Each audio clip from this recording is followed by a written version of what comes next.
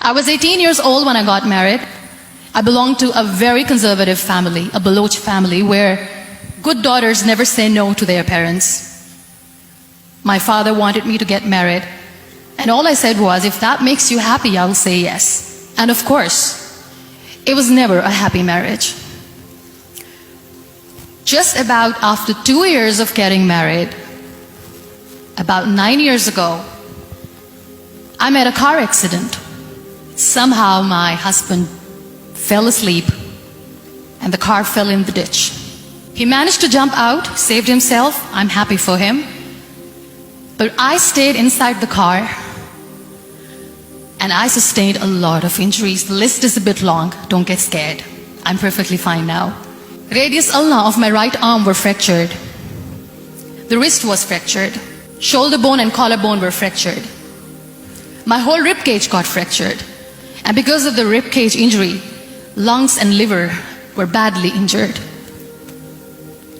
I couldn't breathe. I lost urinary bowel control. That's why I have to wear the bag wherever I go. But that injury that changed me and my life completely as a person, and my perception towards living my life, was the spine injury. Many people came to rescue. They gave me CPR. They dragged me out of the car. And while they were dragging me out, I got the complete transection of my spinal cord. Those 2.5 months in the hospital were dreadful. I will not make up stories just to inspire you. I was at the verge of despair. One day, doctor came to me and he said, well, I heard that you wanted to be an artist, but you ended up being a housewife. I have a bad news for you. You won't be able to paint again because your wrist and your arm are so deformed, you won't be able to hold a pen again. And I stayed quiet. Next day, doctor came to me and said, your spine injury is so bad, you won't be able to walk again. I took a deep breath and I said, it's all right. The very next day, doctor came to me and said, because of your spine injury and the fixation that you have in your back, you won't be able to give birth to a child again. That day, I was devastated. I still remember, I asked my mother, why me? And that is where I started to question my existence. Why am I even alive? My mother said to me, this too shall pass. God has a greater plan for you. I don't know what it is, but He surely has. And in all that distress and grief, somehow or the other, those words were so magical that they kept me going. I was trying to put that smile on my face all the time, was hiding. It was so hard to hide the pain, which was there. But all I knew was that if I will give up, my mother and my brothers will give up too. I cannot see them crying with me. So what kept me going was, one day I asked my brothers, I know I have a deformed hand, but I'm tired of looking at these white walls in the hospital and wearing these white scrubs. I'm getting tired of this. I want to add more colors to my life. I want to do something.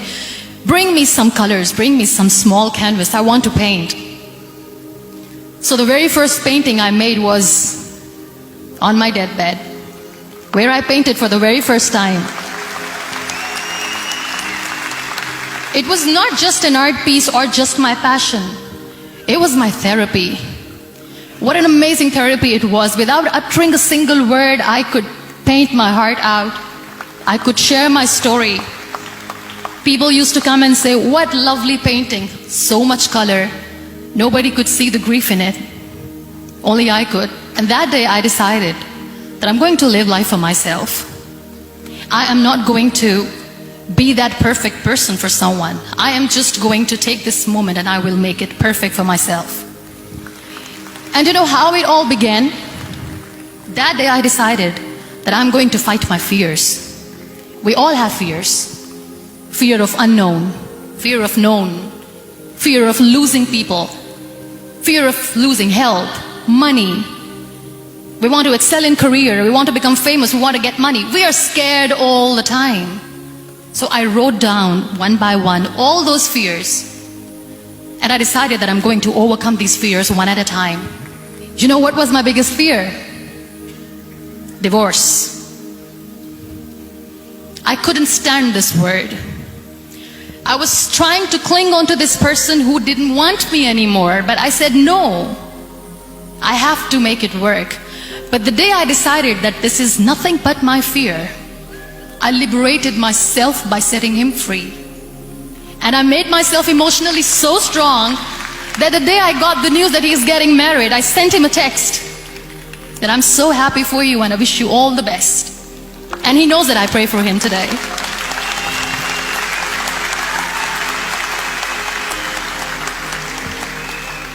My biggest fear, number 2, was I won't be able to be a mother again. And that was quite devastating for me. But then I realized there are so many children in the world, all they want is acceptance. So there is no point of crying, just go and adopt one. And that's what I did.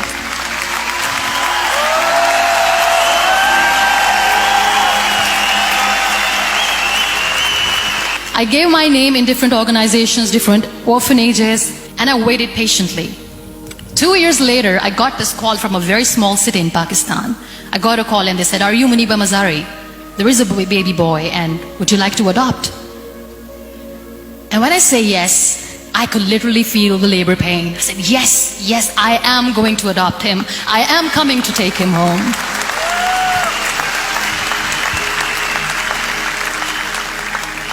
And that day, I was 2 days old, and today he's 6. You know, when you end up being on the wheelchair, what's the most painful thing? That's another fear that people on the wheelchair or the people who are differently abled have in their hearts, but they never share. I'll share that with you. The lack of acceptance. People think that they will not be accepted by the people because we, in the world of perfect people, are imperfects. So I decided that instead of starting an NGO for disability awareness, which I know will not help anyone, I started to appear more in public. I started to paint. I always wanted to. I have done a lot of exhibitions. I'm Pakistan's first wheelchair-bound artist. I have done a lot of modeling campaigns, different campaigns for brands like Toni and Guy. I decided that I'm going to join the national TV of Pakistan as an anchor person. I became the National Goodwill Ambassador for UN Women Pakistan, and now I speak for the rights of women, children.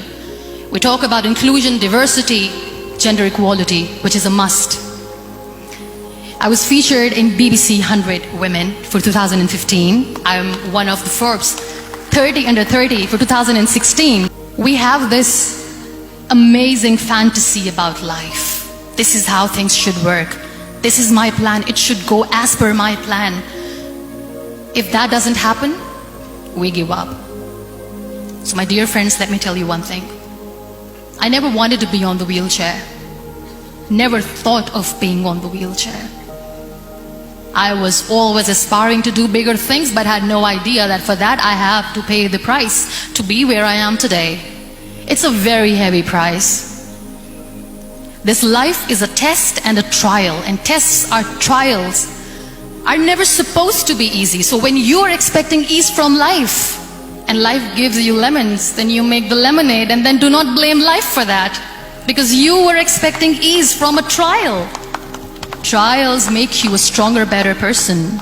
Life is a trial, and with time you realize that. It is okay to be scared. It is okay to cry. Everything is okay, but giving up should not be an option. They always say that failure is not an option. Failure should be an option, because when you fail, you get up, and then you fail, and then you get up, and that keeps you going. Embrace each and every breath that you are taking. Celebrate your life. Live it. Don't die before your death. Real happiness lies in gratitude. So be grateful, be alive, and live every moment.